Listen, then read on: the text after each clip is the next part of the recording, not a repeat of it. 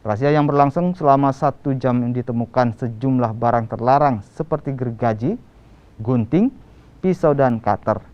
Selain senjata tajam, juga ditemukan antena TV dan kabel. Barang ini ditemukan petugas dari Kamar Tahanan Narkotika. Kanwil Kemenkumham Gorontalo menyatakan senjata tajam yang ditemukan merupakan alat bengkel yang digunakan warga binaan saat melakukan keterampilan di dalam lapas. Untuk menjaga ketertiban dan keamanan lapas, senjata tajam dan barang terlarang lainnya yang ditemukan petugas akan dimusnahkan.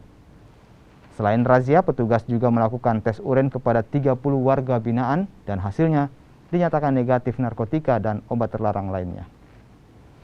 Barang temuan dari penggeledahan kami ada alat-alat senjata tajam, kabel, dan antena bekas yang kami sinyalir tidak boleh berada di dalam lapas, di dalam blok lapas.